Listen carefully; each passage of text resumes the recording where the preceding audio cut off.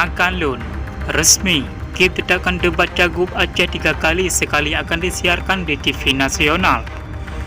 Komisi Independen Pemilihan Aceh telah menetapkan jumlah debat kandidat yang harus diikuti pasangan calon gubernur dan wakil gubernur. 1 kali debat akan disiarkan lewat televisi nasional. Debat akan dilaksanakan 3 kali, kata Ketua Divisi Sosialisasi Pendidikan Pemilih, Partisipasi dan Hubungan Masyarakat KIP Aceh Hendra Darmawan Saleh diminta konfirmasi Detik Sumut, Khamis tanggal 3 Oktober 2024. Keputusan debat 3 kali diambil setelah KIP Aceh berkoordinasi dengan LO pasangan calon pada Selasa tanggal 1 Oktober. Meski demikian, KIP belum memutuskan jadual debat kandidat.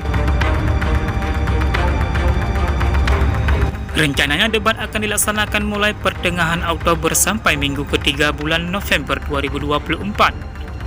Untuk penentuan tanggalnya akan kami putuskan dalam rapat pleno nantinya, jelas Hendra Darmawan. Hendra Darmawan menyebutkan debat kandidat tersebut disiarkan lewat televisi. Masyarakat Aceh dapat melihat langsung kemampuan pasangan calon ketika debat kandidat.